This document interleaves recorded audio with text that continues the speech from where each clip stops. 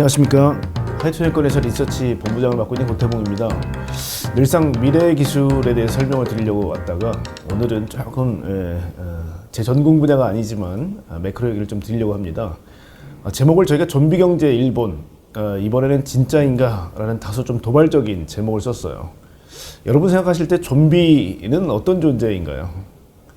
죽지도 않고 계속해서 살아있는, 역시 일본 경제가 그렇습니다. 30여 년 동안 굉장히 오랜 기간의 장기 불황을 겪었지만 여전히 경제 대국으로서 탄탄한 일본을 저희가 좀비에 좀 비유할 수 있을 것 같아요. 그래서 이번에 보시는 것처럼 일본 시장이요, 우리 거품 경제라고 부르는 80년대, 90년대 그 전성기 때의 주가를 다시 회복했습니다. 4만 선을 돌파했고요. 이번에는 그래서 일본 경제가 진짜로 살아나는 건가라는 이 궁금증이 참 많은 때입니다. 많은 이제 증권가에서도 야, 일본이 이번에 진짜 되는 거야. 그때마다 다 불을 이제 붙여보려고 일단은 계속해서 이제 점화를 했는데 제대로 불이 안 붙었었죠, 일본 경제가. 근데 이번만큼은 제대로 불이 붙었는지에 대한 궁금증이 정말 큽니다. 그래서 일본 정부도 굉장히 이제 정책을 많이 밀어붙이고 있고요. 그 정책에 부응하지 않았던 일본 기업들도 이번엔 동참하는 모습을 보이면서 특히 이제 많은 좀 변화들이 좀 있습니다. 특히 슈퍼 엔저라든지 그다음에 미국과 중국의 어떤 대립에서 최대 수혜가 또 일본이라는 얘기가 나오기도 하고요. 많은 것들이 일단은 이제 환경의 변화라든지 이런 것들이 이제 어우러지면서 이제 불꽃이 결국 이제 불이 붙은 거죠. 그래서 저희가 오늘 그걸 한번 좀 지켜보려고 그러고요. 특히나 여러분 잘 아시는 것처럼 버크셔 해서웨이의 워렌 버핏이 5대 상사를 투자했는데, 물론 저희가 2020년도에 이제 먼저 주식을 사고 나서 이제 우리 샀다라고 얘기했지만 매년 이제 우리 주식 지분을 더 늘렸다라는 공시를 하면서 더 불꽃이 더 가팔라지고 있습니다. 그러면서 특히 22년도에는 이제 외국인들이 본격적으로 워렌 버핏을 따라가기 시작했죠. 그래서 굉장히 이제 스파크가 일어나는 이런 모습도 보였습니다.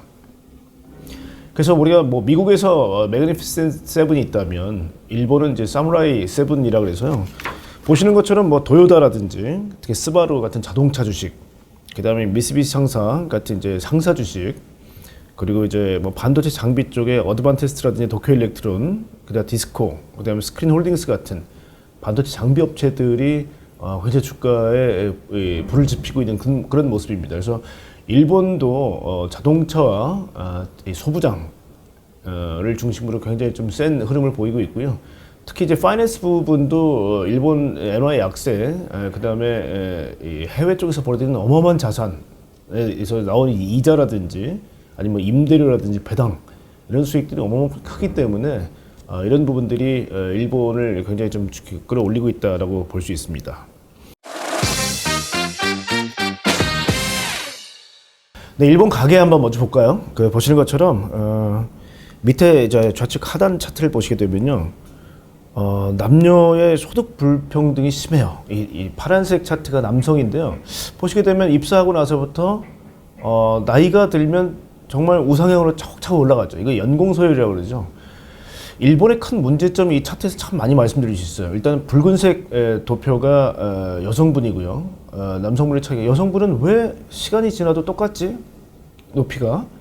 그 남자들은 왜 이렇게 올라가지? 이게 연공서열입니다. 자, 근데 제일 처음 시작했을 때 볼까요? 야, 왜 이렇게 낮아?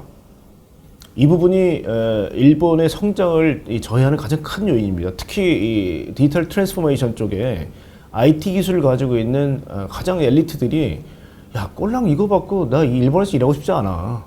미국 구글이나 애플 가면 얼마를 받는데 2배, 3배를 받을 수 있거든요. 그러니까 이 부분이 너무 낮게 시작했다는데요. 이게 아마 일본의 어떤 문화인 것 같습니다. 그래서 많은 젊은이들을 해외로 떠나보내게 하는 가장 큰 이유가 되는 것들이 이런 부분이고요. 자, 보시게 되면 남자 평균이 547만 엔, 근데 여자 평균이 272만 엔이고요. 전체 평균이 442만 엔입니다. 지금 환율이 오늘처럼 대충 0.88 이렇게 딱 보시게 되면요, 대충 한국 돈으로 따지면 한 3,900만 원 정도 되는 겁니다. 자, 근데 일본은 제세금을 다 제하면 딱 깔끔하게 40%가 날라가요. 그럼 60%가 남으면 2,270만 원이 남습니다. 이걸 가지고 1년을 생활을 해야 되기 때문에 얼마나 빡빡한지 아실 겁니다. 그래서 이 부분이 하여튼 말씀드렸지만 남녀 간에 일단 차별이 크고 또 세대 간 갈등이 있는 것들이 보면 연세가 많으신 분들이 제일 많이 받고 있죠, 그죠? 그런 것들이 그리고 연공서열이라는 되게 쾌쾌묵은 이런 기업 문화 때문에 잘 안 돌아간다. 스타트업 같은 문화도 빨리 이제 못 올라오는 이유가 다 이런 연공서열 때문에 그런 거죠. 그래서 일단 근로소득이 전체 55.1%. 그래서 절대적으로 근로소득에 의지를 한다. 남녀 소득이 상당히 불평등하다. 그리고 1년 동안 받는 평균 442만 원이 다 분해해 봤을 때는 굉장히 적다. 거기다가 18.8% 우리 가계 지출의 18.8%가 수입품을 사는데요. 엔화 약세가 되면 더 빡빡해지겠죠. 이제 그런 게 큰 문제가 된다라는 겁니다. 자, 그리고 뭐 여기 쓰지는 않았지만요. 일본의 엔겔 지수가 지금 한 27.3%. 그러니까 먹고 사는데 너무 많은 돈이 들어가요. 그러니까 빡빡하다는 거죠. 참고로 한국은 지금 12.8% 정도 되니까요. 먹고 사는 문제는 한국에서는 좀 해방이 된 거죠. 그러니까 일본이 훨씬 더 빡빡하다라는 거고요. 최저임금이 한국은 지금 9,620원. 근데 일본 같은 경우는 지금 이제 따져보면 대충 800엔에서 동경 중심부가 1,000엔 정도 받으니까 대충 환율로 곱하게 되면 동경에서 제일 부자도 최저임금이 8,880원인 거죠. 그래서 한국이 훨씬 최저임금이 높다. 그러니까 가계가 가난하다라는 말씀 드리고요. 자, 다음에 또 이제 가계의 큰 문제는 물가 상승 때문에 명목 임금은 그래도 좀 조금 올려줬는데 물가를 같이 계산해 보니까 오히려 마이너스가 되고 있다는 겁니다. 그래서 실질 임금이 계속 마이너스가 되고 있다. 근데 말씀드렸지만 55.1%가 근로소득에 의지를 하고 있기 때문에 계속 가계가 힘들다라는 신음소리가 나올 만한 거죠. 그 다음에 고령화 문제는 뭐 일본에서 가장 큰 문제이고 가장 노령화된 국가가 이제 일본인데요. 이 차트를 한번 보시게 되면 2060년도가 되면 65세 이상 노인의 비중이 40%가 넘습니다. 거기다 또 하나 봐야 거는 인구가 급격히 감소한다. 지금 뭐 1억 2천, 거의 1억 3천에 육박했던 인구가 2060년도가 되면 8,600만 명까지 줄어든다는 거거든요. 그러니까 일본 인구가 줄어드는 속도나 고령화되는 속도가 상당히 빠르다라는 부분은 노동 투입할 수 있는 이제 지금 생산 가용 인구가 계속 줄어들고 있다는 얘기입니다.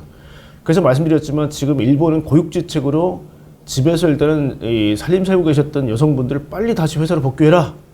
또 그다음에 연령이 높은 분들이 원래 65세까지도 한국에서 보면 꿈의 숫자인데 70세까지 높여라. 근데 아무래도 기력들이 많이 쇠하실 거고 특히나 학습 최근 들어서 이제 AI라든지 디지털 트랜스포메이션이 급격히 진행되는데 67세, 68세 이런 이제 연세가 많으신 분들이 여기서 새로운 뭔가를 습득하기는 굉장히 어렵겠죠. 그러니까 아날로그 시대에는 이게 장인정신이라는 훌륭한 이름으로 모노즈쿠리가 이어져서 우리가 생각하는 일본 보면 막 이제 칼을 예리하게 갈고 하시는 분 보면 다 연배 드신 분들이잖아요. 그게 잘 어울리는데 이게 뭐 컴퓨터 앞에 앉아서 AI를 하고 계신 노인들 연상해 보면 상상이 잘 안 가시죠. 물론 제가 봐도 훌륭한 분들 많이 계십니다만은 아마 쉽지 않을 겁니다. 그래서 이런 것들이 일본이 최근 들어서 이 글로벌 트렌드를 못 따라잡는 아마 가장 큰 이유가 아닌가 싶고요. 그러다 보니까 더 필요한 거는 DX, 그러니까 디지털 트랜스포메이션, AI가 계속 얘기가 나오게 되는 거죠. 그러다 보니까 일본 정부도 말씀드린 가계의 어떤 그런 고충들 이런 것들이 되게 클 거예요. 자, 그걸 어떻게 한번 읽어볼 수 있냐면요. 자, 우측 우리 원 그래프 한번 볼까요? 보게 되면 이제 세입, 일본 정부가 세금을 어떻게 걷어들이는지 보시면요. 1등이 물론 이제 공채 발행입니다만 그걸 띄어서 이제 세금으로만 보면 소득세입니다. 아까 55.1%의 가계가 근로소득으로부터 이 돈을 번다고 말씀드렸는데요. 그러다 보니까 소득세가 16%, 그 다음에 판매세가 21%예요. 판매세는 뭐냐면 우리로 따지게 되면 소비세죠. 물건을 살 때마다 10%를 기계적으로 내야 되는, 원래 8%였는데 10%를 올렸습니다. 왜냐하면 세금이 덜 거치다 보니까 아무래도 이제 이 소비 때마다 붙는 것들이 10%가 붙었죠. 자, 근데 일본 지금 분위기가 어떠냐면요. 야, 소비세는 모든 사람이 정당하게 물건 살 때마다 다 깔끔하게 내는 거니까 근데 저항이 없어요. 이 조세 저항이 별로 없는데 소득세는 좀 억울하다는 겁니다. 야, 자산을 가지고 있는 수많은 이제 연배가 높으신 분들은 저렇게 자산을 깔고 있고 그걸로 돈을 버는데 자산에 따른 세금을 안 걷으면서 왜 우리 유리할 지각, 월급 받는 사람들한테 이렇게 세금을 걷냐. 그래서 소득세는 좀 저항이 있습니다. 그래서 이게 가계로부터 징수하는 세금이고요. 법인세, 기업한테 그렇게 몰아줬는데 법인세는 또 15%밖에 안 돼요. 그러니까 나머지는 보시게 되면 뭐 특례 공채, 건설 채권, 기타 채권 다 채권을 발행해서 이제 충당을 하는 거거든요. 그러다 보니까 일본이 가계가 일단 탄탄하게 안 올라오게 되면 이 세금에 대한 조세 저항도 직면하겠죠. 자, 근데 반대로 그러면 이렇게 받아들이는 이 세입을 어떻게 쓰느냐 정부가 한번 볼까요? 사회보장 36%. 이게 어떻게 보면 이제 은퇴하시거나 연배가 되신 분들한테 사회보장을 해주려면 연금을 줘야 되잖아요. 이 사회보장이 36%입니다. 근데 말씀드렸지만 계속해서 노인 인구가 늘게 돼요. 그러니까 이 부분은 조절할 수가 없겠죠. 또 하나, GDP의 250%가 넘는 국채 발행에 따른 이자가 따라가겠죠. 지금 거의 일본 같은 경우 금리가 이렇게 낮음에도 불구하고 25%입니다. 그러면 빼박 이 둘은 어쩔 수 없는 거 합쳐볼까요? 국채이자 25%, 사회보장 36%, 61%입니다. 어마어마한 이 비용을 결국은 일본 정부는 어쩔 수가 없는 돈이라는 거죠. 근데 최근에 이 중국하고의 어떤 이제 남중국해에서의 갈등 문제라든지 또 한국의 또 뭐 독도 영향권을 둘러싼 뭐 분쟁 이런 것들 때문에 야 방위비 올려 자위대에 해외 파병도 가능하게 해 뭐 이런 것들이 다 뭐냐면 방위비를 증액시키라는 거거든요. 그래서 방위 관계비가 7%입니다. 그러니까 이렇게 하다 보니까 R&D 쓸 돈도 없고 공공사업에 쓸 돈도 별로 없고 그다음에 일본은 지방자치단체가 1740개가 넘습니다. 지방세 교부라는 건 걷어들여서 다 뿌려줘야 됩니다. 일본은 잘 아시겠지만 예전부터 사무라이 문화일 때부터 다 지방 영주들이 있었죠. 그러다 보니까 중앙정부의 힘이 생각보다 크지 않습니다. 그래서 지방교부세라는 거는 중앙정부의 지방정부에 대한 어떤 권력이기도 하고 힘이기도 하기 때문에 이건 뿌릴 수밖에 없는 돈인 거죠. 자, 그러면 일본 정부의 좀 이렇게 마음이 좀 이해가 가시나요? 그래서 세출은 구조적으로 확장될 수밖에 없는 상황이지만 세입은 개인 부담이 계속 가중되고 있기 때문에 결국 기업이라든지 아니면 기업한테 야 임금 좀 올려서 소득 저항 좀 얻게 하고 아무래도 좀 더 소비가 왕성해져야 판매세가 늘겠죠. 이런 어떤 일본 정부의 마음이 있다는 겁니다. 자, 그래도 그럼에도 불구하고 이제 계속 이제 우리가 언론에 나오거나 특히 일본 망했다라고 얘기하는 대부분의 얘기들이 GDP 대비 정부 부채 비율이 그렇게 높다라는 겁니다. 앞으로 이걸 어떻게 할 거냐. 그래서 2차 세계대전을 일으켰던 일본이 당시에는 이 대동아 공영권을 얘기할 정도로 아시아 전체를 점령하려고 했다 보니까 당시의 GDP 대비 부채가 200%였습니다. 근데 지금 250, 260% 얘기한다는 얘기는 결국 그때보다 지금 더 부담이 크다는 거거든요. 과연 이걸 어떻게 갚을 수 있을 거냐라는 부분이고요. 또 옆에 그래서 보시게 되면 이제 외국인 그래서 제로 금리니까 그래도 가능한 거 아닙니까? 근데 지금 인플레이션이라든지 글로벌 물가 자체가 다 올라가고 있는데 일본만 가만히 있을 수 있겠느냐. 또 하나는 일본 국채를 보유한 외국인들 비중이 계속 높아지고 있다는 건데요. 우리가 JGB라고 얘기하는 일본 국채들하고 그 다음에 초단기인 T빌을 합치게 되면 일본이 지금 이제 한 15% 정도까지 이제 올라와 있습니다. 외국인 비중이. 근데 이제 전 세계적으로 봤을 때 20% 부근까지 외국인들이 국채를 보유하게 되면 압박이 되게 심해집니다. 야, 니네 리스크 프리미엄을 이거밖에 안 주니? 더 높여라는 압박이 가중되는데요. 그렇게 되면 일본도 제로금리를 계속 유지할 수는 없다라는 거죠. 그래서 만약에 지금 제로금리에서 일본이 금리를 높이게 되면 정부의 이자 부담은 어마어마하게 증폭되게 됩니다. 그러니까 그것들이 이제 일본으로서는 굉장히 좀 딜레마가 되는 그런 부분이 되겠죠. 그럼에도 불구하고 일본은 국민들이 금리가 낮은데도 저축을 계속하는 기현상, 그 다음에 BOJ, 일본 은행이 계속해서 국채를 매입해주는 이런 상황이 됐기 때문에 정말 일본만의 특수성이라고 생각이 돼요. 그래서 정부가 그래도 계속 이렇게 유지할 수 있는 거는 일본인들의 국채 사랑 혹은 타 국가를 모험을 별로 안 하는 거죠. 이제 이런 것들이 가장 이제 어떻게 보면 큰 이유가 된다 이렇게 볼 수가 있겠습니다. 자, 그리고 또 일본 정부가 봤을 때는요, GNI 즉 일본이 해외 나가서 벌어들인 이득이 GDP 국내에서 벌어들인 이득보다 훨씬 크다는 거고요. 그다음 잠깐 말씀을 드렸지만 소득 수지가 엔고 시절에 맨하탄에 빌딩 막 매입하고 또 여기저기 있는 자산들 사고 아세안 쪽에 공장 막 짓고 했던 거기서 벌어들이는 이득이 이제는 경상수지보다 소득수지가 크고요. 경상수지가 더 무역수지보다 큰 이런 현상이 벌어졌기 때문에 아마 굉장히 고민이 많을 겁니다, 일본이. 그리고 우측 하단에 보시게 되면요. 이 마이너스 쪽에 있는 항목들을 자세히 보시면요, 무역 서비스 수지는 계속 이제 적자를 보이고 있고요. 이게 물론 이제 더 증폭됐던 거는 일본도 에너지 쪽에서 한국과 비슷하게 기름을 사와야 되고요. 또 그다음에 곡물을 또 수입해와야 되는 나라이기 때문에 여기서 일단 마이너스가 굉장히 커졌죠. 그리고 2차 소득 수지는 일본이 디지털 쪽으로 굉장히 어떻게 보면 성장을 못했기 때문에 미국의 구글이라든지 뭐 넷플릭스라든지 아마존이라든지 이런 미국인의 디지털 서비스를 이용하는 부채의 규모가 점점 커지고 있습니다. 그래서 이런 것들이 일본이 열심히 땀 흘려서 번 돈을 전부 다 이제 밑으로 끌어내리는 효과를 보여주고 있는 거고요. 현금 흐름, 캐시플로우로 봤을 때는 미국에서나 아니면 아세안에서 번 돈이 그쪽에 재투자가 되고 있기 때문에 일본으로 들어오지 않는다는 거죠. 그게 이제 솔직하게 일본이 좀 고민하고 있는 부분, 즉 해외에서 돈을 많이 벌어서 손익계산서상으로는 굉장히 괜찮아 보이지만 일본 내로 돈이 돌지 않는 이런 현상들이 계속 강화된다는 게 일본 정부의 또 문제이고요. 그러다 보니까 또 일본이 야 BOJ 너무 오랫동안 일본 증시가 안 되니까 네가 좀 어떻게 불쏘시개 역할 좀 해라. 그래서 2010년 12월 이후로 BOJ가 일본 주식의 ETF를 계속해서 매집하고 있습니다. 전체 ETF의 지금 12% 정도를 BOJ가 지금 가지고 있고요. 이 주황색 부분이 약 37조 엔 정도를 샀고요. 지금 차트를 보시게 되면 한 5조 엔 됐나요? 그래서 BOJ도 주식 투자 잘했습니다. 이 하얀 부분은 다 번 돈이에요. 그래서 하여튼 계속해서 일본 주식의 거래량 자체를 계속해서 마르게 하는, 뭐 주식 투자 좋아하시는 분들은 야 거래량이 줄게 되면 변동폭이 커진다는 거는 기본적으로 잘 알고 계시죠. 그래서 BOJ가 계속 사주면서 일본의 주식 거래량 자체가 유통 주식 수가 줄어드는 그런 현상이 벌어지고 있기 때문에 최근 들어 주가 가파르게 상승하는데도 이런 효과가 있다라고 보시면 될 것 같고요.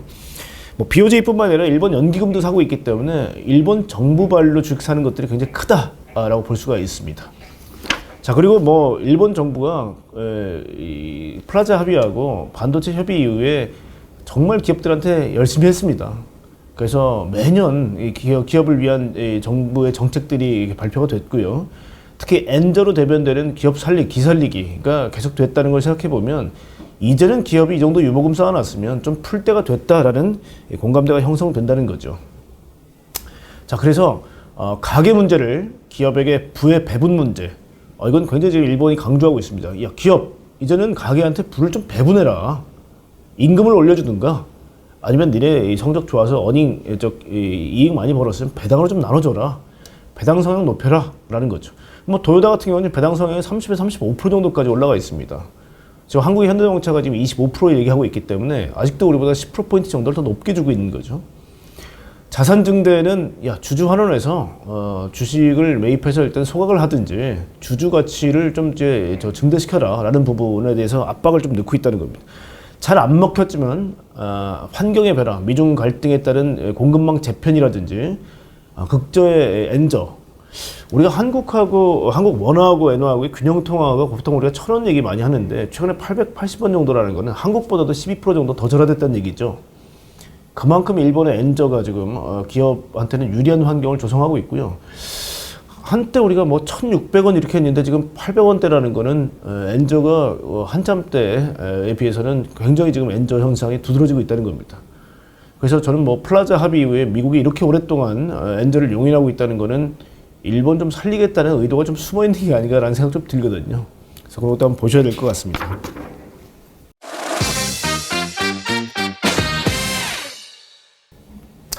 네, 말씀하신 것처럼 기업이 참 어떻게 보면 디지털 쪽은 좀 약하지만 전통적인 강자들 한번 볼까요? 제가 그래서 이 그림을 한번 붙인 이유가요. 일본의 대표 기업들을 한번 쭉 한번 나열해봤습니다. 저도 이거 한 땀 한 땀 붙이면서 참 일본 기업들 중에 아직도 힘 좋은 기업 많이 남아있다라는 생각했어요. 뭐 부동의 1위인 자동차는 도요타를 필두로 혼다, 닛산이 있고요. 뭐 최근에 사무라이 7에 포함되어 있는 스바루, 뭐 스즈키 같은 경우, 스키 마루티 같은 경우는 인도에서 1위를 하고 있죠. 그다음 자동차 부품 쪽에서 뭐 덴소라든지 아이신 쉐이키라든지 많은 기업들이 살아 있고 여전히.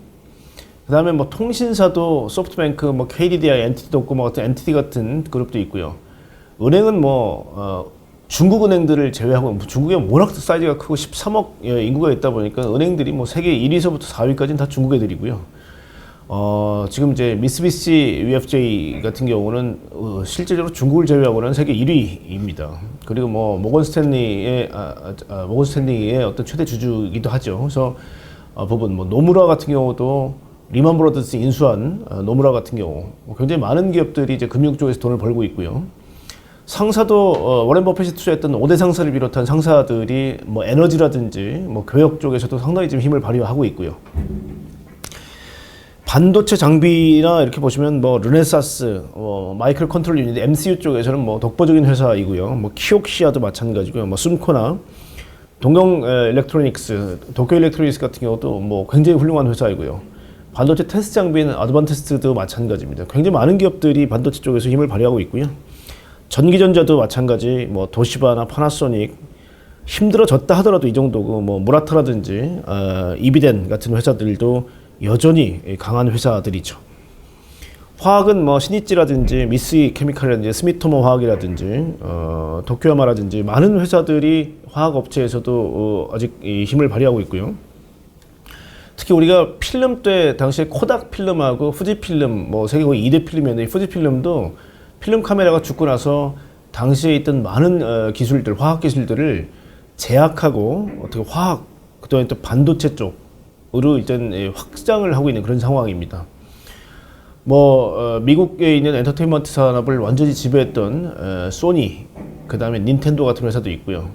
그다음에 팩토리 오토메이션 쪽에서는 여러분 잘 아시는 파납, 우리 삼성전자 같은 경우도 파납 로봇 받으려고 줄 서 있죠, 그죠? 파납. 그다음에 이 산업용 센서 쪽에서는 압도적 1위인 키에스 같은 회사도 있고요.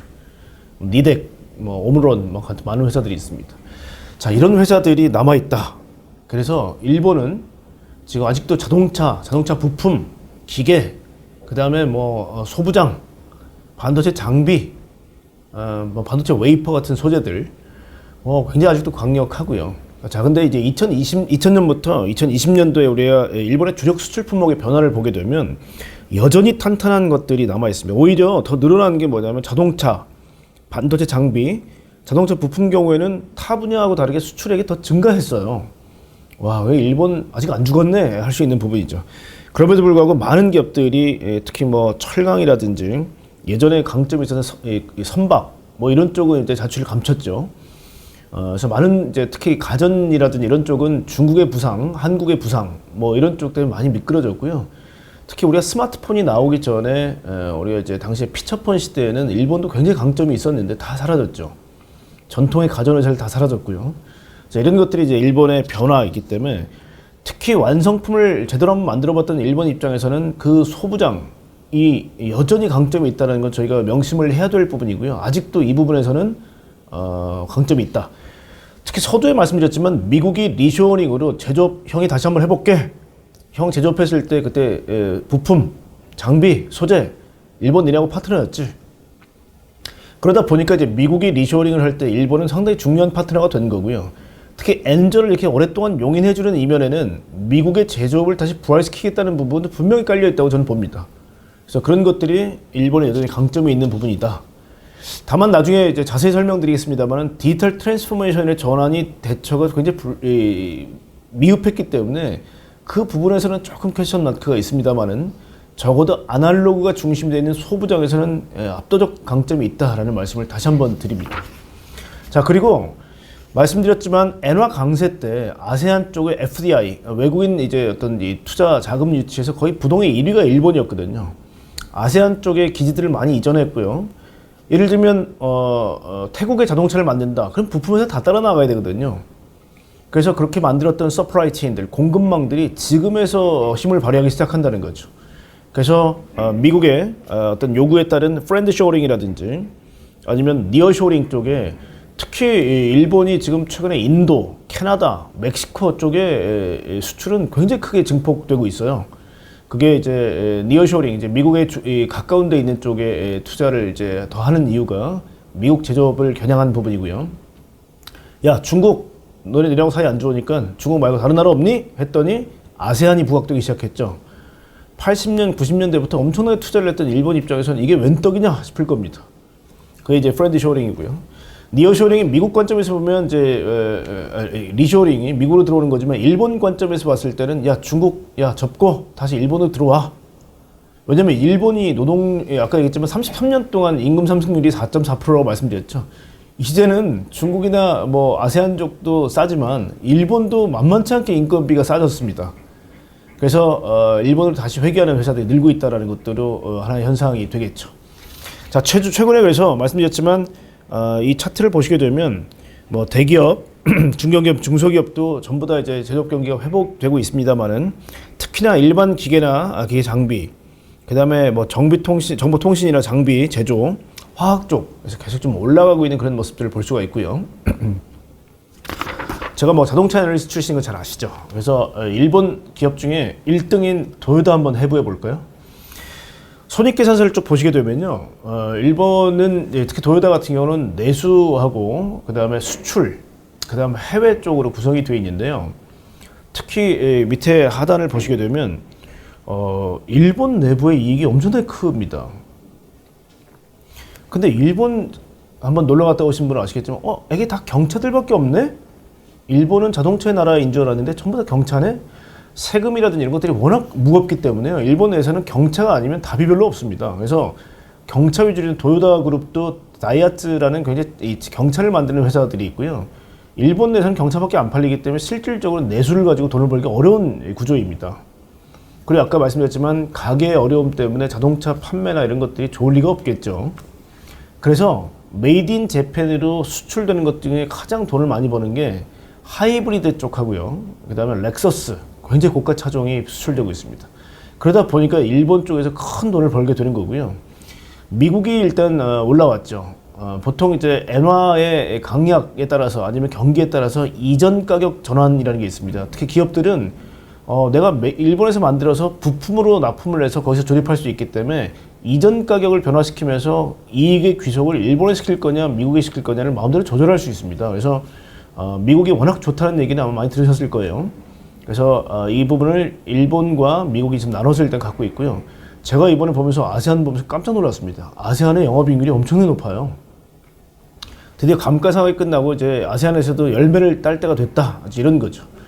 그래서 보시게 되면 일본 내 판매량 중에 상당 부분이 다이하츠에도 불구하고 일본이 좋은 이유는 하이브리드 엔진의 수출, 그 다음에 렉서스 고가 차종의 수출, 이런 것들을 통해서 굉장히 큰 돈을 번다는 거죠. 그래서 미국, 아세안 쪽의 강세가 직접적으로 도요타의 상승에 굉장히 큰 도움이 됐다라는 요약을 좀 드리겠고요. 역시 뭐 다 봤을 때 크게 봤을 때는 이런 부분입니다. 엔화 약세에 따른 이제 환율 효과가 굉장히 컸고요. 이 두 번째로는 볼륨 확대와 밸류 체인 효과가 있습니다. 그런 부분이 있고, 세 번째가 그러다 보니까 이제 일본도 특히 도요타는 뭐 아예 C를 이룰 정도로 도요타가 큰 기업이기 때문에 임금 올려줄게라는 부분에서 좀 어느 정도 이제 여기서 마이너스 잡힌 부분이 다 임금 상승했다는 부분입니다. 네 번째는 보시는 것처럼 미국 내에 지금 자동차 가격이 사상 최대로 올라와 있어요. 그러니까 이런 것들이 도요타한테 상당히 우호적인 환경을 조성하고 있다는 거죠. 그래서 환율, 그다음 수출 마진, 뭐 볼륨이 좀 증가한 효과, 미국 자동차 가격 상승, 이런 것들이 도요타의 큰 실적 향상을 이루어졌고요. 지금 뭐 일본 주식시장이 부스트업 하는데 가장 1등 공신이 도요타거든요. 그래서 도요타도 역시 보시게 되면 아까 말씀드렸던 많은 것들이 녹아들어 있는 결과를 보실 수 있다는 거죠. 그래서 결론적으로 엔화 약세는 대기업에는 상당히 긍정적인 효과를 줬던 게 자명합니다. 하지만 내수 위주였던 중소기업한테는 굉장히 부정적이었어요. 왜냐하면 우리 부품이나 소재들 많이 이제 해외 수입에 의존하는데 이게 너무 원가가 올라가지고 우린 벌 수 있는 게 없어. 그래서 앞으로는 어떻게 할 거냐는 이 설문에 가격 전가할 거야. 그리고 경비 삭감할 거야. 이게 어떻게 보면 또 가게한테는 부메랑이 되는 거죠. 왜냐하면 이 가격이 전가하게 되면 부담이 될 거고요. 그 다음에 또 경비 절감한다는 인건비라는 이런 것들의 상승이 제약된다는 얘기니까 결국은 이 가계로 부담이 전가가 되는 효과가 발생하게 되는 거예요. 그래서 엔화 약세가 대기업한테만 긍정적이다라는 것들은 조금 부정적인 효과가 되겠죠. 자, 그리고 일본 기업의 또 내부적으로 봤을 때 종신고용이라는 부분에서 시나이스쿄라는 말씀드렸죠. 사내 실업. 너무 오랫동안 계신데 아마 저도 마찬가지입니다. 한 기업에 만약에 30년 우리가 20대에 들어와서 65세, 70세까지 거의 40년 일한다 그러면 보면 마지막 한 6년, 7년은 힘이 다 빠질 것 같아요. 그러다 보니까 젊은 분들이 뭐라 그러냐면 50세 이상 분들 일 안 해요. 특히 어떤 분들이 안 하니? 라는 질문에 여기서는 대답은 뭐냐면 사내 실업직이 가장 많은 직군이 기획직이다. 경영기획, 광고 홍보, 인사, 일반 사무 이쪽 분들 일 안 하세요 라는 거예요. 그래서 밑에 보시면 아주 작게 지금 일본에서 스스로 평가한 뭐냐면 생산성 향상에 일본만 없어요. 그 사이에 미국이라든지 영국이라든지 프랑스 같은 데는 대부분 다 우상향을 하고 있는데 생산성이 계속 옆으로 기르는 거죠. 일을 안 하는 분들이 많다는 겁니다. 아니면 디지털 전환에 결국 궤를 갖지 못하는 거예요. 이런 것들이 이제 문제가 되고 있고요. 또 하나는 그럼 젊은 사람들한테 활기를 불어넣어줘야 되는데 일본 기업들이 계속 비정규직, 이제 종신고용의 폐해를 알았기 때문에 비정규직만 뽑겠다는 거죠. 근데 비정규직하고 정규직은 임금 차이가 굉장히 큽니다. 그러니까 이런 것들이 또 이제 문제가 되는 게 난 일하고 싶지 않아. 젊은이들은 이제 의욕이 상실되는 거죠. 이런 것들이 이제 일본 기업의 어떻게 보면 좀 이 불편한 속내다라고 말씀 좀 드릴 수 있을 것 같아요.